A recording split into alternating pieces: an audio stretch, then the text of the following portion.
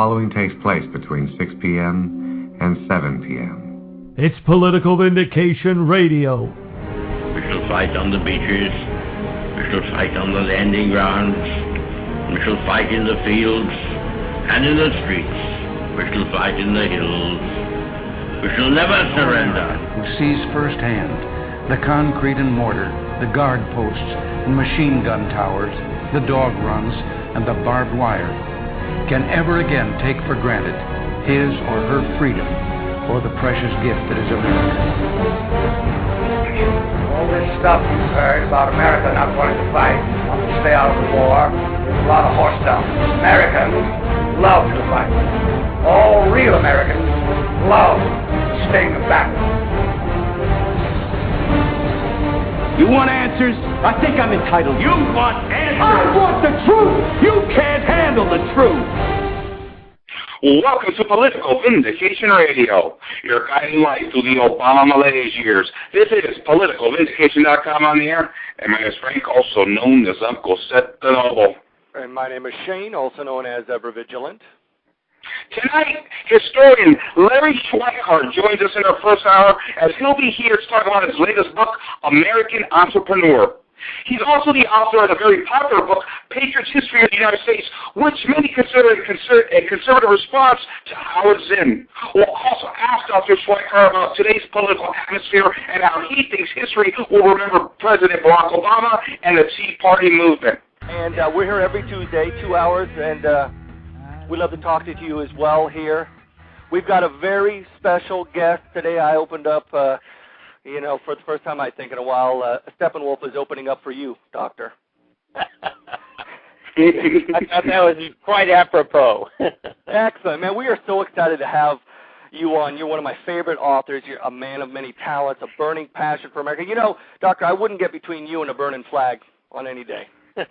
Right? Well, thank you for that, and I just have to say, for you having me on, Durka Durka, Jihad Jihad.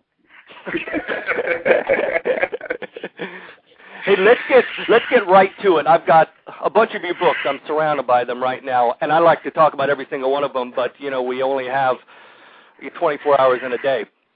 So let's talk about American Entrepreneur, your latest book. You've got a new one coming out pretty soon, but we'll talk about that later on. Doctor, you pick a fine time to come out with a book celebrating capitalism and entrepreneurship.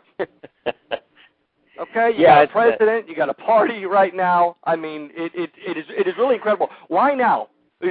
Was that purposeful? No, not at all. In fact, I essentially wrote this book in the year 2000 under the title Entrepreneurial Adventure.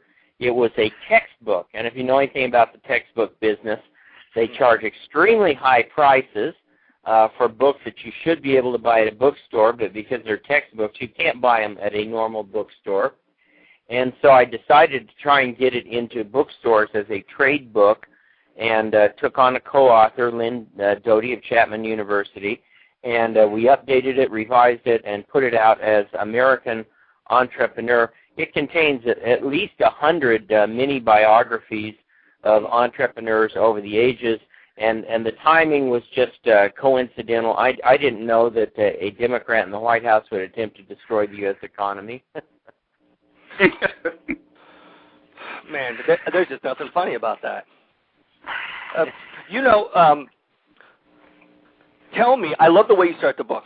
Doctor, you talk about the birth of capitalism. And as I talk to a bunch of people about capitalism over the years, people seem to think, it just kind of, it was kind of like an organic creation of America. Maybe it was the Protestant ethic, maybe it was a settler mentality, but you kind of express or explain in the beginning where capitalism came from and how is it we have that system here in America today. It was a conscious decision, wasn't it?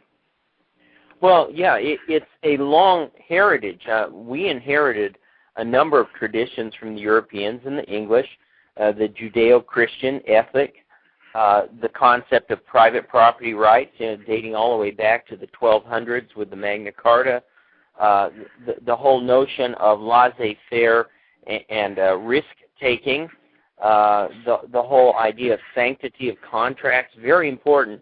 Another book came out by a guy named Hernando de Soto called The Mystery of Capital, and he's a Peruvian. He's essentially saying, why is the rest of the world poor even when it tries to adopt capitalist methods? Does this mean capitalism doesn't work? And so he went around to places like Egypt, Peru, places in the Far East, and he found out that people there aren't necessarily without wealth. What they are without is a legal means to show that they own the wealth and to transmit the wealth from one person to another. And, for example, he found that in Egypt, desert land, and let me reiterate, this is desert land, to try and get a permit to develop desert land took 150 separate steps and over 14 years. Whereas you or I could go in and negotiate the closing of a piece of property here in a matter of hours in really what is one step. So it's that kind of stuff that has turned American capitalism into such a successful enterprise. And if you look at Russia, for example, today, you see what happens when you have capitalism without that framework of laws, sanctity of contracts, ethics, and so on. You get a disaster. You get mobs. Yeah. Dr. Schweikart, this is Frank. I want to welcome you to Political Vindication Radio. Fantastic book, Dr. Schweikart. As we kind of look at today's sort of political atmosphere and economic atmosphere, one of the things when we look back at history that the left tries to sort of incorporate into justifying a lot of their big government socialist programs is they always cite the general welfare clause in the Constitution. Did the Founding Fathers have the intention of big government health care when they put the General Welfare Clause in the Constitution? The General Welfare Clause, and for those who don't know, it's also called the Elastic Clause, and there's two things there. One is the preamble, which says that the general welfare of the people and provide for the common defense and provide for the general welfare. And then you have the Elastic Clause, which is what a number of people use to try and say, well, this gives Congress the right to do whatever they want to for the general welfare for the people, and no, they don't. I mean, in the first place, anything that's in the preamble is a preamble. It's not the actual authorizing language of the document. And in the second place, the Elastic Clause that's used to implement so much of this stuff can only apply to the rest of the document in terms of what the document allows the government to do. So in other words, the Elastic Clause doesn't allow Congress to do whatever the heck it wants to. It allows it to do those things necessary and proper to carrying out the articles already enumerated in the Constitution. So what does it mean by the general welfare? It means those articles already enumerated within the Constitution. That's how they define the general welfare. Well, between that and the Commerce Clause, I mean, it's really a gutting of the Constitution. The Constitution doesn't mean anything if you're going to interpret those two weapons to shred it. Well, not only that, I would argue the 10th Amendment has been the most abused of all, because that essentially keeps a separation of state power from federal power, and that's been completely ridden roughshod over. Doctor, what we're finding today, and one of the reasons why I appreciate your book, is that it's a defense of capitalism at a time right now when there seems to be a full-scale attack on it. And at the beginning of the book, you talk about Adam Smith's belief that capitalism, free market, is not a selfish or a greedy system. It doesn't make people greedy. In fact, it makes the opposite. Can you talk to us a little bit about that? Sure. Smith in 1764 wrote a book called Theory of Moral Sentiments, in which he outlined a concept called self-interest.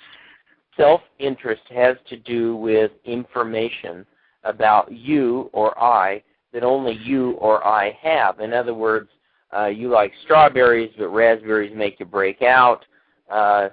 You like to wear 2 pair of athletic socks when you go play basketball, whatever it is. You like to wear your belt one notch bigger than it really needs to be, whatever it is. And only you have this information. That's not selfishness. That's self-information that only you can have. No government can possibly have it. So Smith goes on to note that people naturally overestimate their own contributions, their own value, the price of their own labor, and they underestimate the value and labor of others. It's not a selfish thing. It's just the natural consequence of having this information. I don't know how hard you guys work on your radio show. I don't know how much background research you do. All I know is if I tune in for a couple hours a night, I tune in and that much is valuable to me, and I'm willing to pay a certain amount to listen to that. So as a result, when you get something called a price, the price is the representation of all the time, talent, and energy of those offering products on the market, contrasted with all the time, talent, and energy of those wanting to buy those products. It is a piece of data. It is only a number. It has no moral component at all. Therefore, it's just insane for people to talk about obscene prices, or these athletes, they get obscene prices. No, they don't. They get exactly the price they deserve. I'm not saying that they will actually that will turn out to be a wise investment for the owners, but I'm saying that they get exactly the dollar amount they deserve because somebody, in some cases an idiot, is willing to pay them. So it begs the question, why teachers get the pay that they do? Well, that's very simple. Teachers get the pay they do because, as George Gilder once said, to begin with, it's indoor work with no heavy lifting.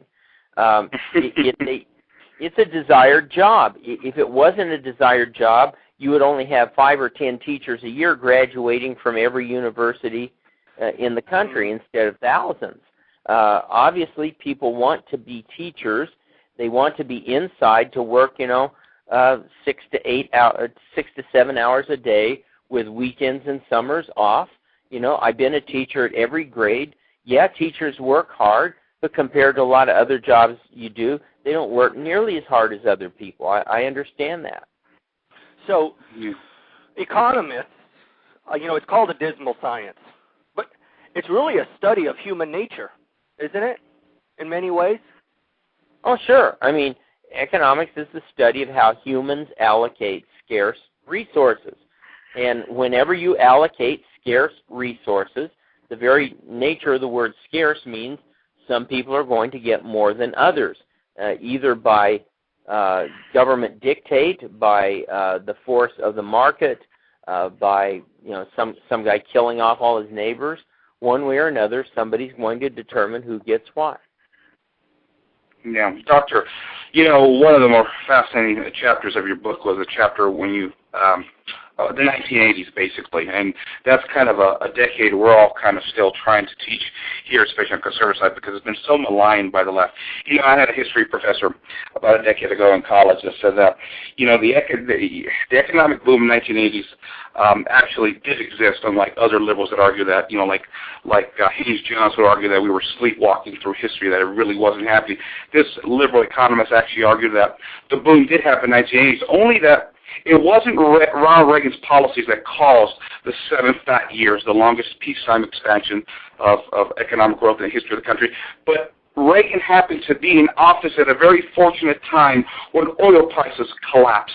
And that was ultimately the reason behind the economic boom of the 1980s.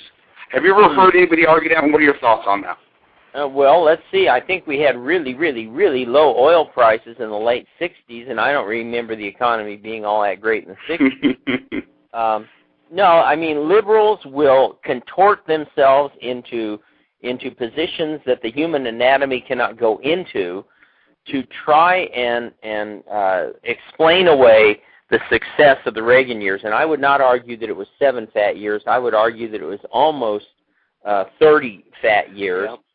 That essentially the Reagan boom stretched all the way through the Clinton years and all the way through the first 6 Bush years.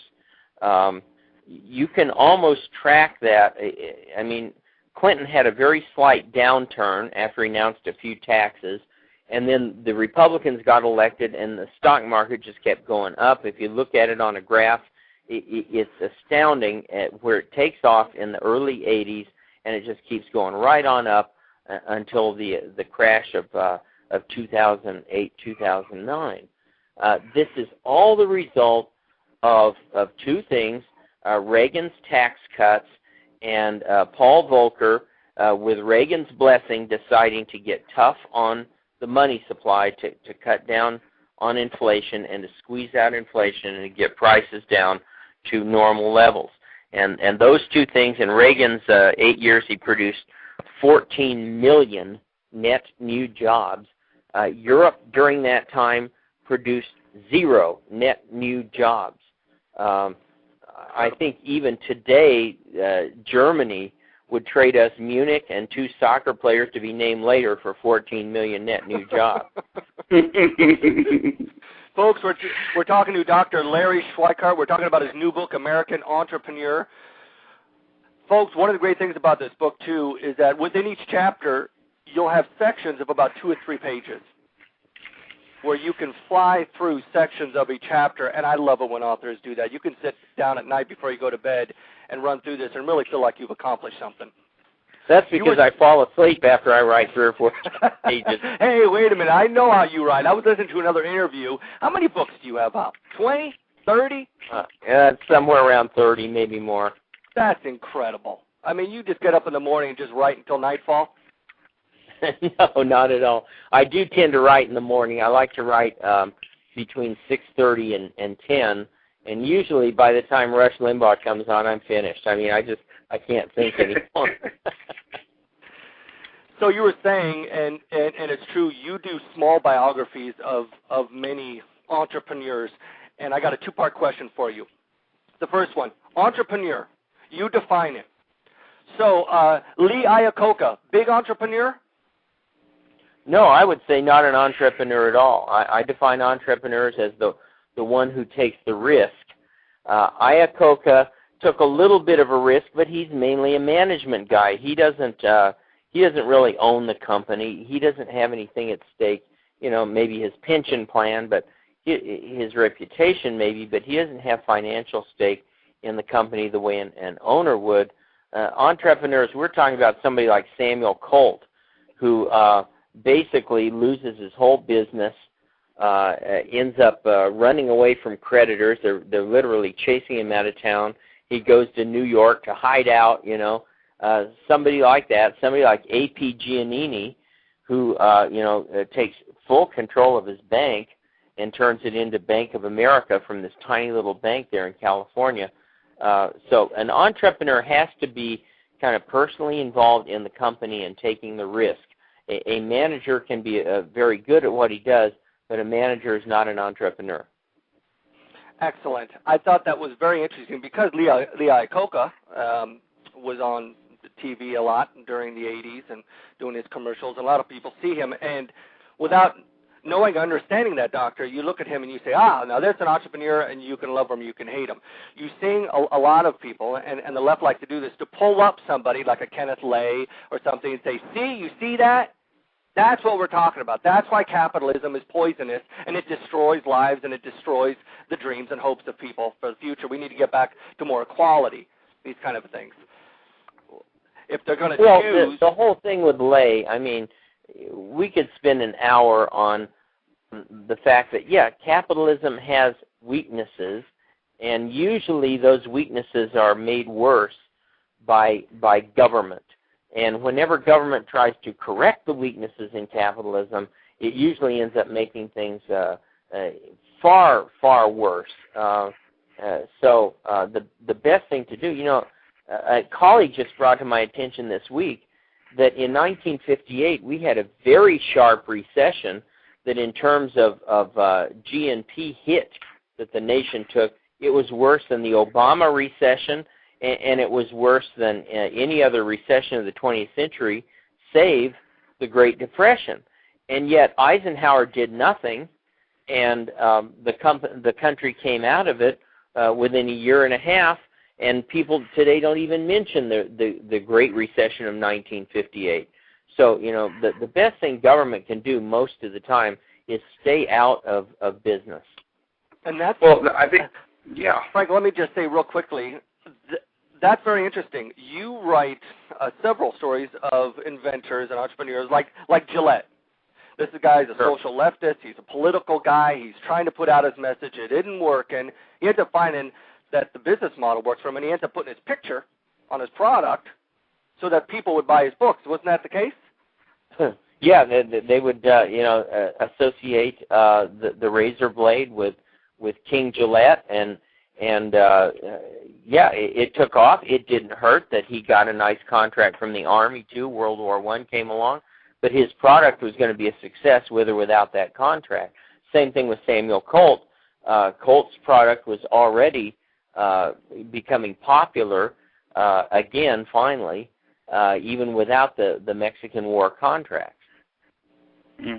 Doctor, with the success stories that you talk about entrepreneurs in your book, you also talk about, the businesses that basically went out of business, the failures. And one of those you brought up as well was about the American steel industry and how it just began to disappear in the 1980s. What happened to American steel?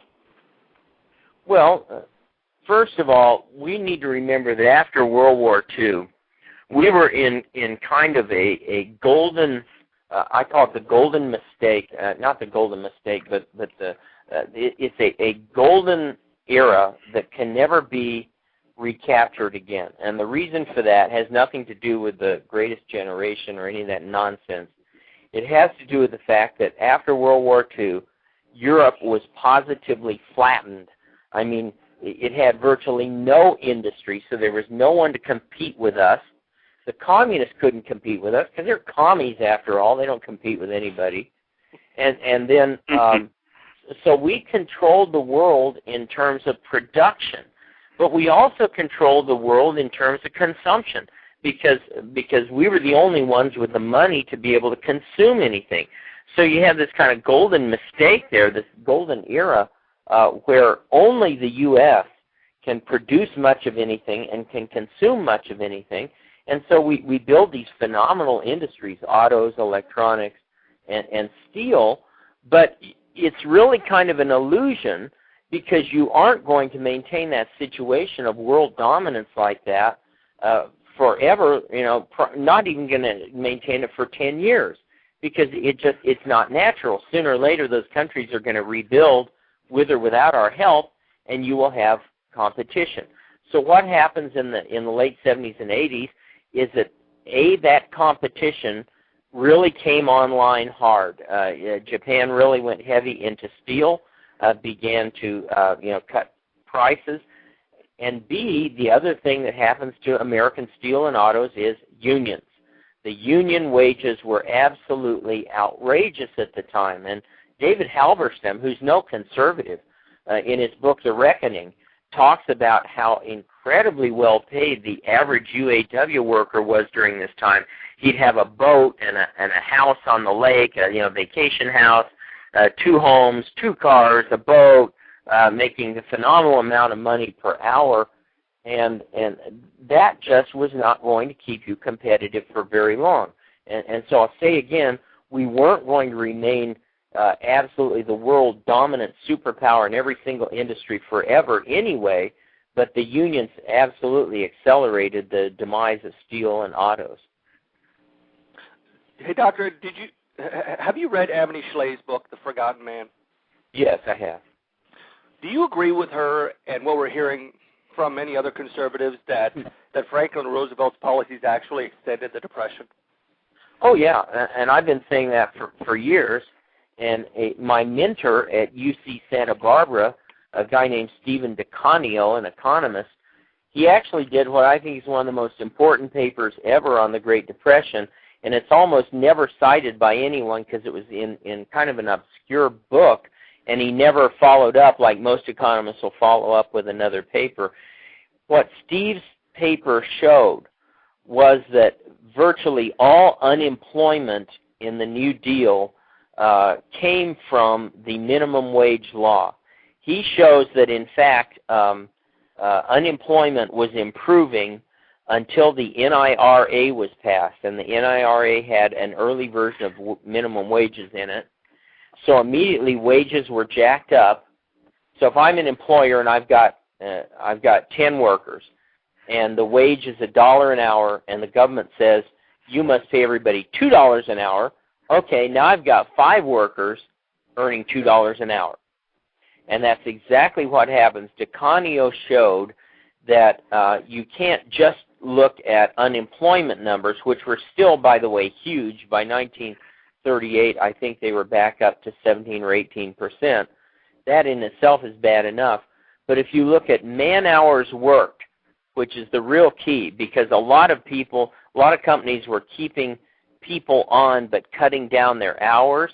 If you look at man-hours worked, the man-hours worked just dropped off the table by the late 30s, and DeCanio showed that absolutely all of it was directly related to employer confidence or lack thereof.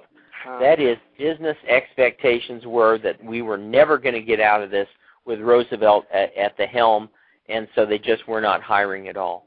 Do you think that's a big part of the problem what's happening right now?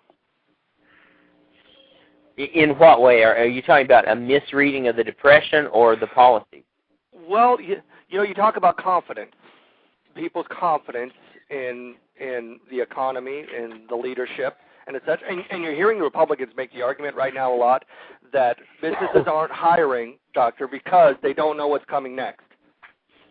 Well, that's certainly true.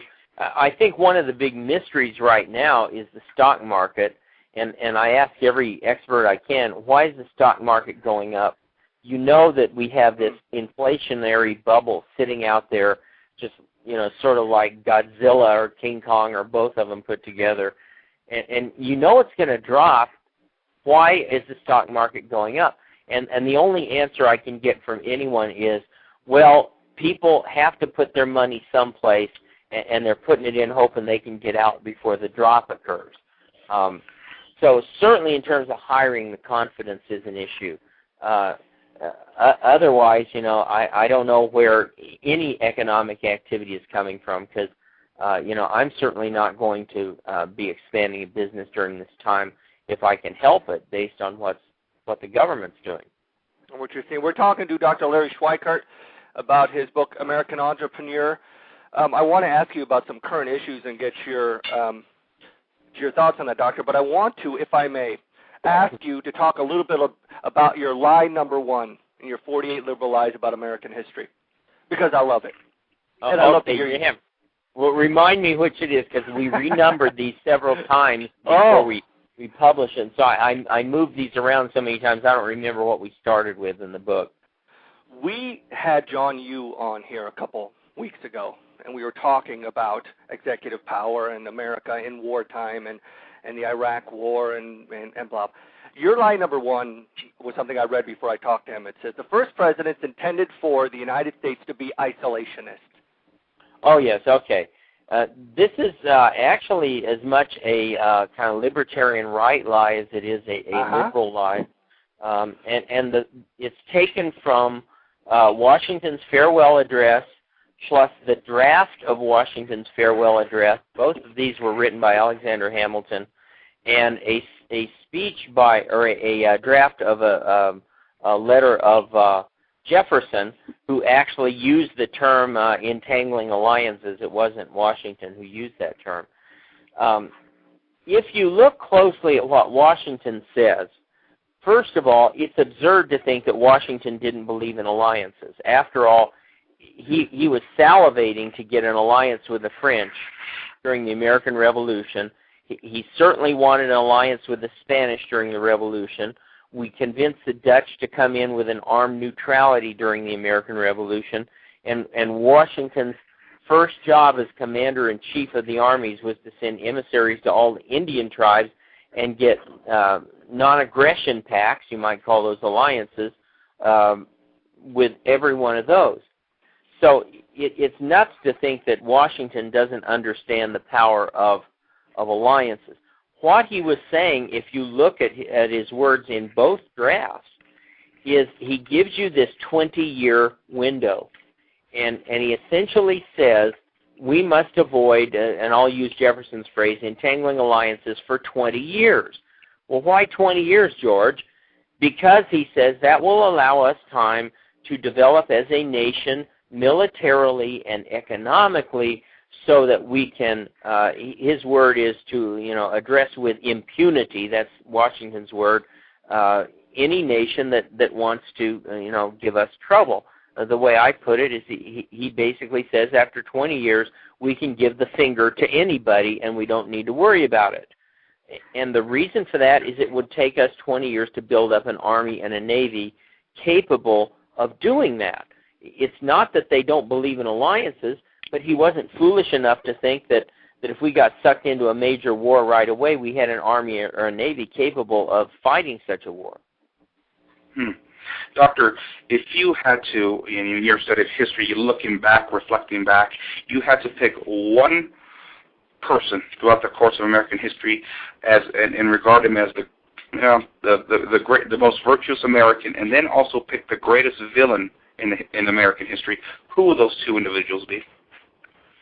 Well, I think Washington certainly deserves consideration. I mean, the nation absolutely would not be here in two different ways if not for Washington, A, as a general, and B, as a president. As a president, I think he maintained the highest virtue. Every single act he undertook, he did so with the view, how will this be viewed not only by people alive today, but how will this be viewed in the future?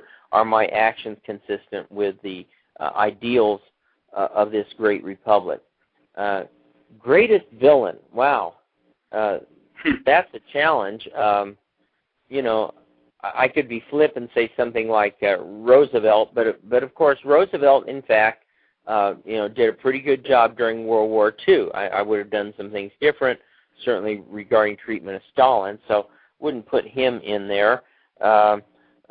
I'm hesitant to put Teddy Kennedy in there, although I was not all that sad to see him go. Yeah. Well, the left will tell you Joseph McCarthy. Well, that's just nuts.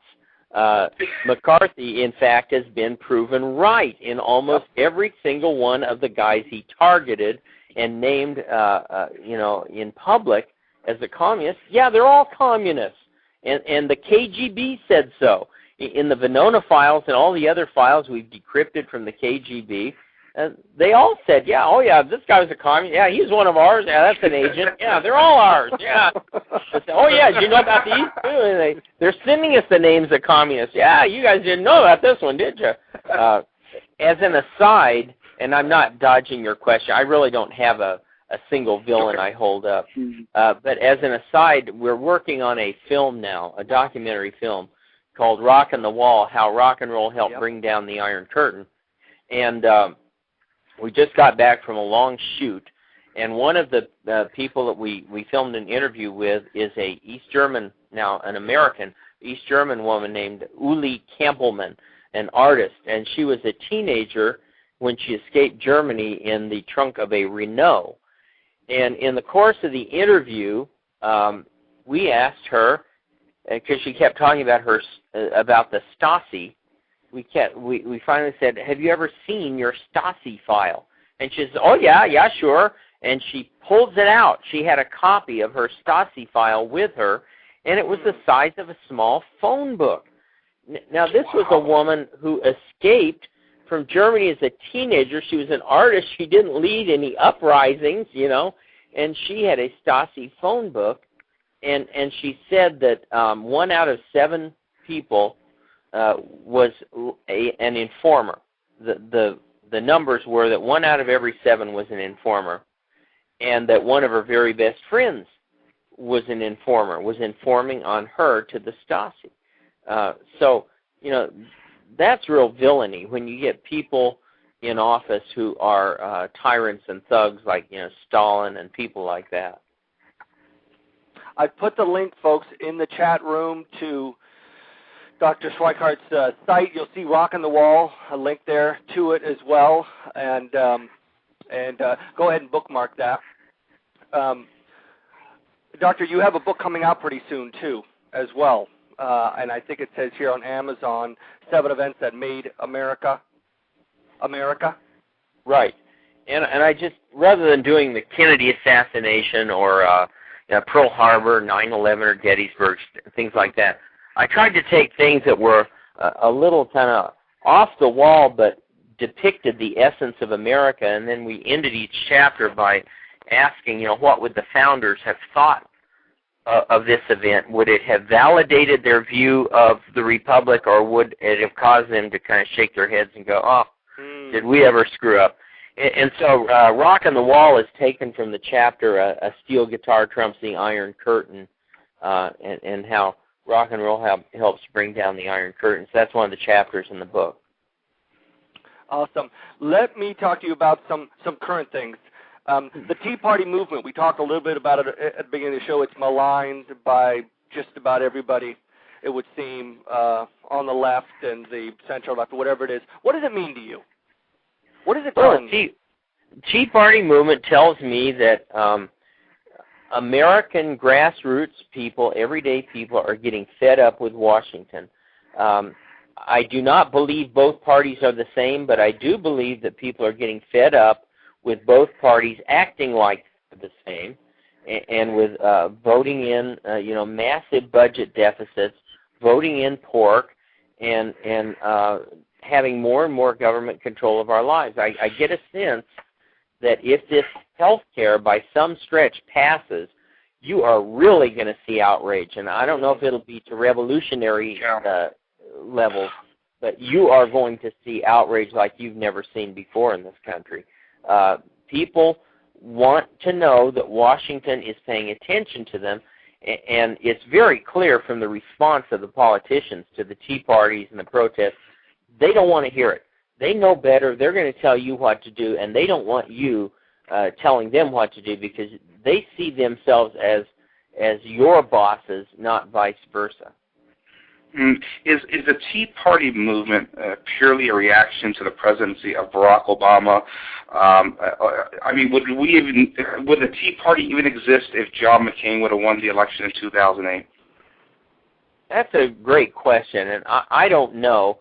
It really started, as you probably know, by Rick Santelli of, was it CNN or CNBC, saying that we needed a new Tea Party over the stimulus bill, which, of course, was kind of backed by both parties. More Republicans opposed it than Democrats, but there were a lot of Republican piggies with their snouts at the trough, too. But they started to quickly get the message, and, by the time we got to cap and trade and health care, the votes were overwhelmingly split along partisan lines. I do think Obama has a lot to do with it. I think that there's over half the population now that really doesn't like this guy. That stimulus, I remember when we were going through that, it's the process that angered people so much, too, about that. Backdoor, closed-door meetings, shoving this thing through. It's an emergency. We need it now. We don't have time to read it. We got to have it by Monday, and then they kind of vote on it by Friday, and then off goes Obama for a vacation till Tuesday. It was all a ruse. It was an insult, and I really feel that started the fire. Yeah, and it's very interesting. If you go back to the American Revolution, the Revolution was not about taxes. The Revolution was about how the British imposed the taxes, which Americans were willing to pay. They all said so in their, the committees of correspondence and in the continental legislatures, the Burgesses. They all said they were willing to pay the taxes. What they objected to was the fact that the process was not including them and giving them a say in these taxes. And I think that's where the American people are. They're getting just a little bit sick of being left out of the process. Yeah, well, Doctor. Yeah, I'm sorry, Shane. Doctor, and I think that's exactly what's going on here. This is why the polling numbers for the Democrats and the president are tanking. But let's fast forward 8 months here. Let's get to November of 2010, where we're all hoping to make major inroads in the House and the Senate and to send Washington a message. What if we wake up on Wednesday morning, the night after the election, and the Republicans don't make major inroads in attaining House seats and Senate seats? Then what?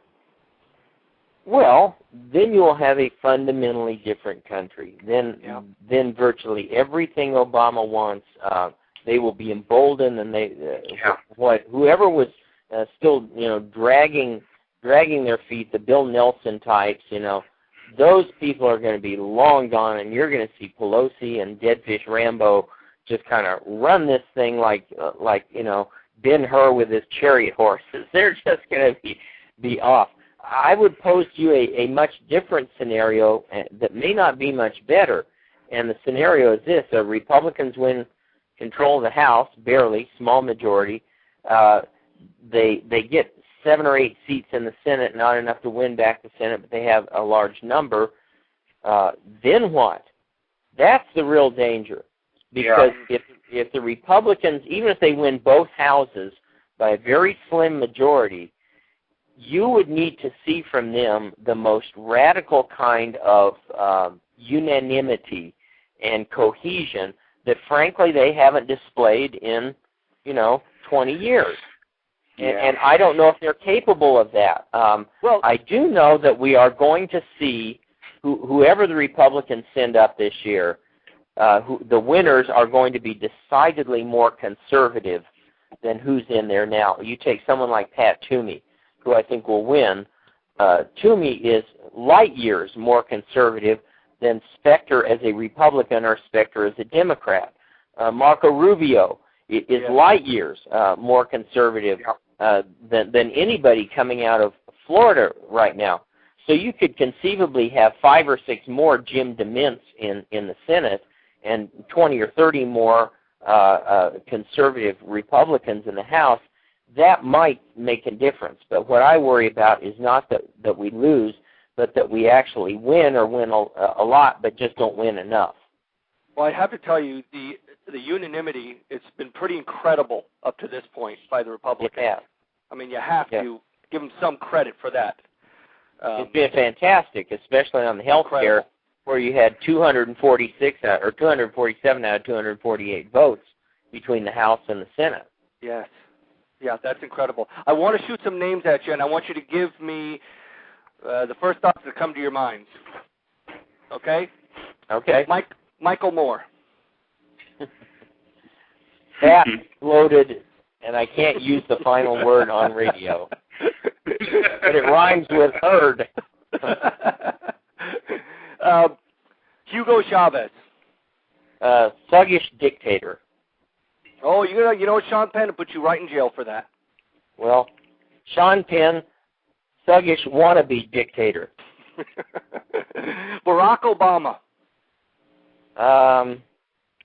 Radical communist. Mitch McConnell.